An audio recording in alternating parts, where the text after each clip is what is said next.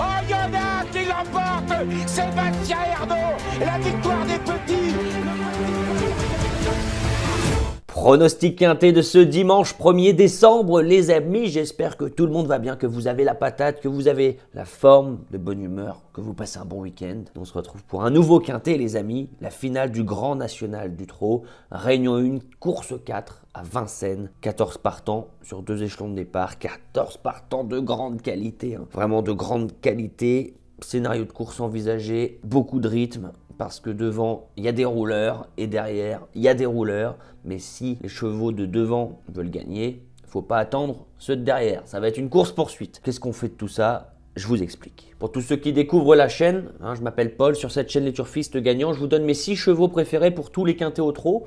Si ça vous intéresse, abonnez-vous. Et comme d'habitude, n'hésitez pas à mettre un maximum d'ondes positives, des likes, partagez la vidéo, commentez la vidéo, dites-nous votre avis sur ce quintet qui, avant le coup, semble assez compliqué. Mon favori, les amis. Je pense que c'est une course qui va pouvoir permettre à ce 11 Hino du Lupin de s'imposer. Pourquoi? Le 13 It's de l'Armaker va vouloir assez rapidement rendre son handicap initial et Hino du Lupin, à ce jeu-là, pourrait venir le pister pour se faire ramener sur un plateau. Et oui, ça serait vraiment le scénario parfait pour Hino du Lupin, d'être ramené sur un plateau par étude de l'Armaker. Hino du Lupin, bon, on le connaît, il est en forme. À Laval, il avait été impressionnant. À Vincennes, peut-être un petit peu décevant sa course suivante, mais il avait vraiment pas eu le bon parcours. Né au vent de It's de l'Armaker, c'est pas simple du tout. Et on courait à seulement 8 jours d'intervalle.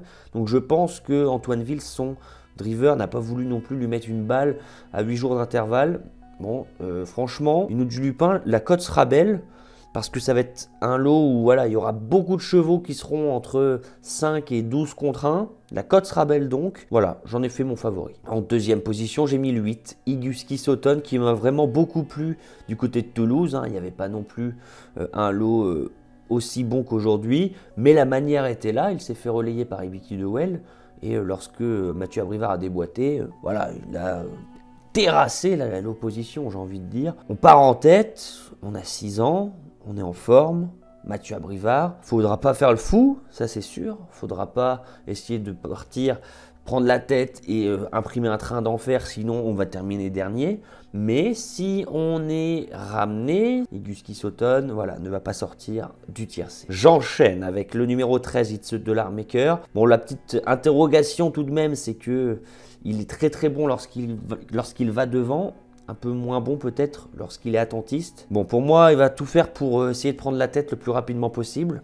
C'est le scénario que j'envisage. Et si tel est le cas et qu'il prend la tête, il va aller très loin. J'espère qu'il va emmener très loin d'ailleurs mon 11 Hino du Lupin. Bon, c'est certainement le choix d'Éric Raffin, bien évidemment. Éric Raffin qui a l'habitude de driver quelques chevaux, comme Hibiscus Man par exemple, Illusion J-Pad, pourquoi pas. Bon, c'est peut-être le choix d'Éric Raffin, Grâce du Dijon également. Éric Raffin a certainement préféré It's de l'Armaker. C'est bien normal, c'est certainement la meilleure chance au papier. C'est un cheval qui a besoin de personne. Bon, il va essayer de faire le boulot, mais je pense qu'il va faire un petit peu le boulot pour les autres. C'est ce qui me pousse à le mettre seulement en 3e position. J'enchaîne avec le 14 Idéal Lignerie, coup de poker, mais voilà, sa rentrée à Nantes c'était excellent. En dernier lieu, voilà, c'était peut-être un niveau un peu trop relevé, le prix de Bretagne avec les prétendants au prix d'Amérique. Bon, c'est tout de même bien défendu et là on est désormais 2 courses de rentrée dans les jambes. Bon, moi je me dis voilà, pourquoi pas. Faudra pas faire le fou non plus, c'est pas lui qui va ramener le wagon de 3. S'il y a trop de rythme et qu'il y a des chevaux qui laisse des plumes, lui, il va reprendre du moral dans la ligne droite et venir en fusiller plus d'un en se faufilant et en terminant fort. On enchaîne avec le 12, Grâce du Dijon, pareil, même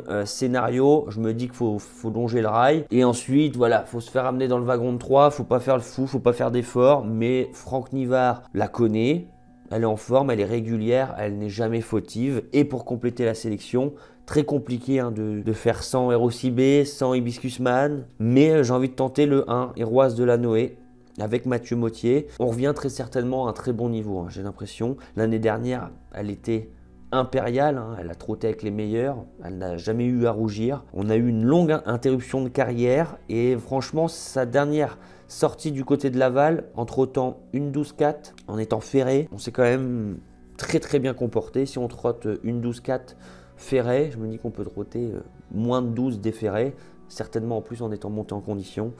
Voilà, c'est la raison qui me pousse à glisser le 1 et Roi de la Noé. Et le pari du jour, les amis, les paris du jour, après la belle victoire de Working Class Hero à 12-1 lors de l'avant-dernier quintet pronostiqué, ça s'est un petit peu moins bien passé aujourd'hui. Voilà, je vous avais proposé 2 chevaux dans le quintet à jouer en simple gagnant, en simple placé, couverture ZC. Les deux étaient à 30 ou 40 contre 1, mais c'est pas grave. Je trouve qu'ils n'ont pas été heureux, il y en a une qui fait la faute en partant, c'est une très très belle note en retrait. D'habitude, elle fait pas de faute en partant, aujourd'hui elle a fait la faute. Qui va la renardier, qui s'est accroché, enfin bref, un cauchemar à reprendre, peut-être pour plus tard. Et donc mon pari du jour aujourd'hui, les amis, on ira avec ce 11 Inno du Lupin en simple gagnant, en simple placé, couverture ZC. On va essayer de relancer la machine. Je pense vraiment que ça va être une course qui va se courir pour lui, il est en forme. Franchement, je pense qu'il a largement la pointure d'un tel lot. Faudra pas faire non plus le fort. La cote sera belle en plus.